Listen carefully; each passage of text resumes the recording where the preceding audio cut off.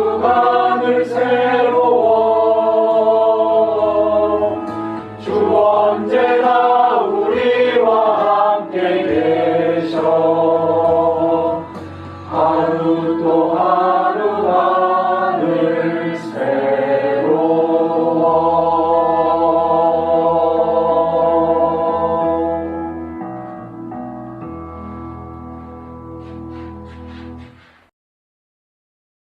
여러분 반갑습니다. 말씀의 빛 성경 묵상 시간입니다.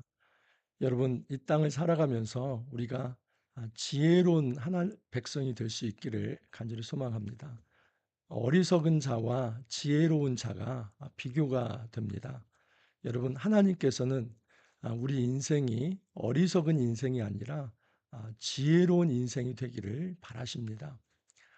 여러분 어리석은 자는 가장 큰 문제가 무엇일까요? 이 어리석은 자의 가장 큰 문제는 하나님의 존재를 의식하지 않고 살아가는 것입니다.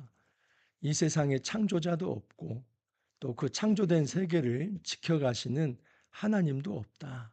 그렇기 때문에 하나님이 계시지 않은 이 상황에서 그 삶의 주인은 바로 나다. 내가 모든 것을 책임지고 또 이 세상에서 하나님이 없기 때문에 내가 행하는 그것이 바로 법이고 또 그것이 바로 길이다 생각하는 이 사람이 바로 어리석은 사람입니다. 여러분 시편과 잠언은 지혜서라고 말하지 않습니까? 지혜를 가르칩니다. 누가 정말 지혜로운 사람인가 가르치면서 우리 인생이 하나님 앞에서 지혜롭기를 바랍니다. 오늘 말씀 14장 1절에서 7절 말씀을 통해서 우리가 어리석은 인생이 아니라 지혜로운 인생으로 살아갈 수 있기를 간절히 소망합니다. 자, 1절을 한번 읽어드립니다. 어리석은 자는 그의 마음에 이르기를 하나님이 없다 하는도다. 그들은 부패하고 그 행실이 가증하니 선을 행하는 자가 없도다. 어리석은 자는 이르기를 그 마음에 하나님은 없다 이렇게 말을 한다고 합니다. 여러분 이걸 통해서 우리는 하나님 없다 말하는 그 사람이 무신론자이고 그 무신론자가 이제 지혜가 없다 또 어리석다 이렇게 말을 할 수 있습니다. 하지만 여기서 이 하나님은 없다 하는 것 앞에 뭐라고 되어 있습니까?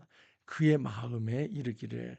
이 말은 때로는 말로는 우리 하나님 살아계시다 그렇게 말을 하지만은 그 이면에 그 심중에는 하나님 없는 듯 삶을 살아가는 사람이다라고 말을 할 수 있습니다. 그래서 이 1절은 단지 이론적 무신론자가 아니라 실천적 무신론자를 말을 하는 것입니다. 말로는 하나님이 있다고 이야기를 하지만은 그의 삶 속에서는 하나님 없는 듯 살아가는 사람, 이것이 어리석은 사람이다라고 이야기를 하는 것입니다. 여러분 종교 개혁의 캐치프레이즈가 무엇입니까? 그것은 코람데오입니다. 하나님 앞에서입니다. 하나님께서 가장 지혜로운 자는 하나님 앞에서 살아가는 것입니다. 지금 내 눈앞에 하나님께서 계시고 모든 인생과 역사를 감찰하시며 하나님의 뜻대로 그 역사를 이끌어 가신다는 것을 신뢰하고 그 하나님을 의지하는 삶, 이것이 진정한 지혜로운 삶이다라고 말을 하는 것입니다. 어리석은 사람은 하나님 없는 듯 살아갑니다. 하나님께서 계시지 않기 때문에 내가 위법을 행한다 할지라도 내가 사람의 생명을 존귀하게 여기지 않는다 할지라도 내가 어떤 죄를 짓는다 할지라도 그것은 나에게 문제가 되지 않는다. 왜냐하면 하나님이 없기 때문에 처벌할 분도 없다라고 생각을 하는 것입니다. 하지만 여러분 이 사람이 가장 어리석습니다. 왜냐하면 하나님은 지금도 불꽃 같은 눈으로 하늘에서 모든 인생을 감찰하시기 때문입니다. 여호와께서 하늘에서 인생을 굽어 살피사 지각이 있어 하나님을 찾는 이가 찾는 자가 있는가 보려 하신즉 다 치우쳐 함께 더러운 자가 되고 선을 행하는 자가 없으니 하나도 없도다. 여러분 하나님이 없으십니까? 하나님이 없긴요. 우리 하나님께서는 모든 인생을 하늘에서 굽어 살피신다라고 얘기를 합니다. 자, 그런데 여기서 좀 과장법을 씁니다. 하나님께서 참 지각이 있는 자, 또 이 지혜로운 자, 그 하나님을 찾는 자를 한번 살펴보시는데 모든 인생이 다 부패하고 굽어서 하나님을 찾는 이가 하나도 없다라고 얘기를 합니다. 여러분, 그만큼 사회가 썩었고 그만큼 하나님을 이제 찾지 않는다는 것입니다. 오늘날 여러분 한국 교회 역시도 그 수가 줄어들고 있지 않습니까? 저도 목회자로서 참 많이 걱정이 됩니다. 하지만 여러분, 이것은 어찌 보면은 우리의 이 현실의 모습을 보이는 것 같습니다. 이전에 하나님께서 채워주신 그 모든 것들을 하나님께서 주신 것으로 감사하지 않고 정말 하나님을 떠나서 살아간 그 삶에 대해서 우리 하나님께서 지금 이 한국교회에 내리시는 어찌 보면은 징계이고 또 버릴 수도 있습니다. 그래서 여러분, 하나님을 찾는 일을 찾아보면 없습니다. 모든 청년들이 교회를 떠나고 또 어린아이들도 하나님을 찾지 않습니다. 어른들은 더 말할 게 없지요. 지식이 있는 자는 있는 대로, 또 없는 자는 없는 대로, 또는 이제 부한 자는 또 너무 이제 재물을 쌓는데 바빠서, 또 가난한 자는 너무 배고파서, 여러분 이유도 많지요. 많은 이유를 가지고 하나님을 떠나 살아갑니다. 하나님께서 지금도 하늘 위에서 나를 찾는 이가 있나 이렇게 살펴보시는데 그 굽어 살펴보실 때 하나님을 찾는 자가 단 한 사람도 없다라고 얘기를 합니다. 이제 이 조직 신학에서는 3절 이하를 인간의 온전한 부패, 완전한 부패를 말할 때 이 시편 9절을 사용하기도 합니다. 그래서 여러분, 사람은 온전히 부패되어서 그 생각이나 마음이나 행실이나 모든 것이 부패되어서 하나님께 돌아올 가능성이 하나도 없다 하는 것이지요.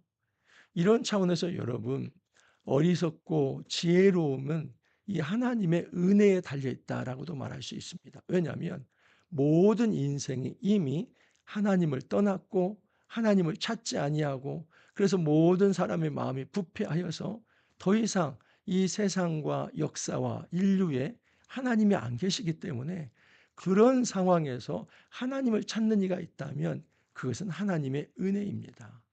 우리가 여러 번 하나님의 은혜 받은 자인 줄 믿으시기 바랍니다. 이 아침에 하나님을 찾는 것은 하나님의 은혜입니다.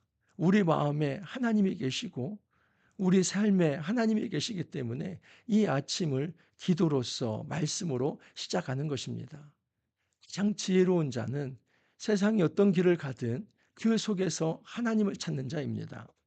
4절 이하를 보면 죄악을 행하는 자는 다 무지하냐. 이것은 정말 죄악을 행하는 사람은 다 무지하냐 이런 말이 아니라 죄악을 행하는 자는 하나님께서 인생을 살피신다는 것을 정말 모른다는 말인가 이 말입니다. 죄악을 행하는 자는 여러분 하나님께서 인생을 살피신다는 사실에 대해서 무지합니다. 이것이 죄악을 행하는 자의 가장 큰 특징입니다. 다시 말해서 악인의 특징은 하나님께서 인생을 굽어 살피신다. 모든 삶을 달아보신다. 그 사실 자체를 받아들이지 않는 자. 그 사람이 악인이라는 것입니다. 그렇기 때문에 1절의 어리석은 자와 4절의 죄악을 행하는 자는 등치된다는 것을 알 수 있습니다. 똑같습니다. 1절에서 어리석은 자가 그 마음에 하나님이 없다 하듯이 4절에서는 이 사람은 하나님께서 인생을 살피신다는 사실 자체를 인정하지 않고 살아갑니다. 그 사람은 진정한 무지한 자이죠. 그들이 떡 먹듯이 내 백성을 먹으면서 여호와를 부르지 아니하는도다. 악인의 특징은 삶 속에서 여러분 하나님의 백성을 핍박하고 또 하나님의 백성을 압제하고 억압하면서도 여호와 하나님을 두려워하지 않는다는 것입니다. 그러나 거기서 그들은 두려워하고 두려워했으니 하나님이 의인의 세대에 계심이로다. 우리가 하나님을 두려워하지 않는다고 해서 끝까지 하나님을 두려워하는 마음이 없냐? 그럴 수는 없습니다. 왜냐하면 강제적으로 하나님께서 두려워하는 마음을 주시기 때문입니다. 어떨 때 두렵습니까? 하나님이 심판하시는 겁니다. 양과 염소를 나누듯이 하나님께서 의인을 인정하시고 악인의 삶을 하나님께서 징계하실 때에 하나님께서 살아계시구나. 하나님이 의인의 세대에 계심이로다. 너희가 가난한 자의 계획을 부끄럽게 하오나 오직 여호와는 그의 피난처가 되시도다. 그래서 여기서 가난한 자는 의인을 말합니다. 그리고 여기 이제 가난한 자의 계획을 부끄럽게 한다는 이 사람은 악인이죠. 그래서 너희가 이 의인의 계획을 부끄럽게 하오나 오직 여호와는 누구의 피난처가 된다요? 이 여호와는 가난한 자, 의인의 피난처가 되는 것입니다. 왜 가난한 자가 의인이냐면 이 가난한 자는 가난하여서 하나님을 바라보지 않으면 살 수 없는 존재이기 때문입니다. 광야에서 하늘을 바라보는 하늘 백성이다라고 볼 수 있습니다. 제가 말버릇처럼 하는 얘기지만 광야에서는 하나님 보지 않으면 살 수 없습니다. 날마다 하나님을 바라봐야만 합니다. 여러분, 그래서 광야의 시험은 하나님을 바라보냐 보지 않느냐 그거라고 말씀드리지 않았습니까? 여러분, 하나님 바라보기에 딱 좋은 자리가 광야이죠. 이 광야에서 하나님을 바라볼 수밖에 없는 자, 이게 가난한 자이고 하나님은 그들의 피난처가 되어 주시겠다 말을 합니다. 그래서 7절은 온전한 회복을 이야기합니다. 이스라엘의 구원이 치온에서 나오기를 원하도다. 여호와께서 그의 백성을 포로된 곳에서 돌이키실 때에 야곱이 즐거워하고 이스라엘이 기뻐하리로다. 진정한 구원은 시온에서 나온다. 여러분, 시온은 하나님이 계신 성전이지요. 하나님의 임재가 있는 곳에서 진정한 구원과 회복의 이 소망이 있다 하는 사실입니다. 시인은 말을 합니다.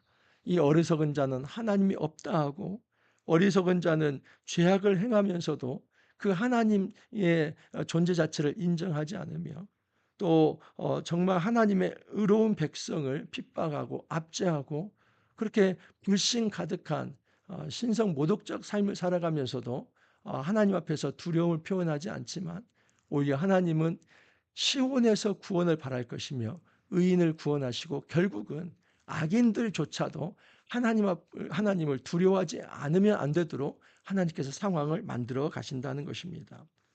여호와께서 그의 백성을 포로된 곳에서 돌이키실 때에 야곱이 즐거워하고 이스라엘이 기뻐하리로다 합니다.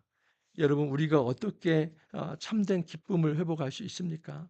그것은 우리를 포로된 자에서 돌이키시는 하나님의 구원의 손길이 있을 때에 우리에게 진정한 기쁨이 있다 하는 사실입니다. 여러분, 이 땅에서 우리가 지혜로운 자로 살아갈 것인가? 아니면 정말 이제 어리석은 자로 살아갈 것인가? 우리의 선택에 달려 있습니다. 잠언서 말씀에 보면 이런 말씀이 있습니다. 잠언서 1장 7절을 보면 여호와를 경외하는 것이 지식의 근본이거늘 미련한 자는 지혜와 흉계를 멸시하느니라라고 말을 합니다. 여호와를 경외하는 것이 지식의 근본이다. 여호와를 경외하는 것이 지혜 자체이다라고 얘기를 합니다. 반대로 미련한 자는 지혜와 훈계를 멸시한다. 지혜와 훈계를 멸시한다는 것은 하나님 자체와 그의 말씀을 사랑하지 않는 것입니다. 여러분, 요약을 해보면 어리석은 자는 하나님의 존재와 그의 말씀을 존중하지 않고 사랑하지 않습니다. 지혜로운 자는 하나님의 존재를 인정하면서 그의 말씀을 사랑하고 그의 말씀의 지배를 받는 것입니다. 우리가 이 땅을 살아가면서 지혜로운 삶을 살아갈 수 있기를 바랍니다. 우리가 하나님 말씀 앞에 서기를 바라고 하나님의 존재를 인정하기를 바라고 실천적 무신론자가 아니라 하나님을 입술로도 부르면서 삶 속에서도 하나님의 인정하고 하나님의 통치를 받으면서 주의 은혜 가운데서 주의 보호 가운데서 새 힘을 얻으며 하루하루 살아갈 수 있기를 간절히 소망합니다. 기도합니다. 주님, 감사합니다. 우리 삶에 하나님께서 나타나시고 하나님께서 의로운 빛을 발하여 주시나 때로는 하나님 없는 듯이 살아갑니다. 악인의 가장 큰 특징은 그 마음에서 하나님이 없다 하며 또 삶 속에서도 하나님 없는 듯이 악을 꾀하며 또 죄를 사랑하는 삶을 살아갑니다. 주님, 우리가 이 더럽고 추한 어리석은 삶을 선택하지 않도록 은혜 더하여 주옵소서.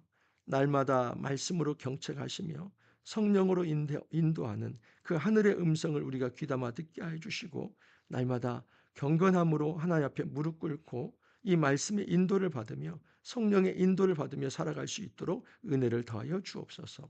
오늘 하루도 우리 하나님 함께하여 주시고 우리의 삶을 이끌어 주시기를 간절히 원하옵고 예수님 이름으로 기도하옵나이다. 날씨가 많이 무덥습니다. 그리고 오늘은 또 이제 폭우도 쏟아진다고 하는데 여러분 이 여름철에 건강 유의하시길 바랍니다. 오늘 하루도 지혜로운 자, 또 하나님의 은혜 속에서 기뻐하고 승리하는 자로 살아가길 바랍니다. 하루 동안 또 승리하시고 내일 기쁨으로 찾아뵙기를 바랍니다. 감사합니다.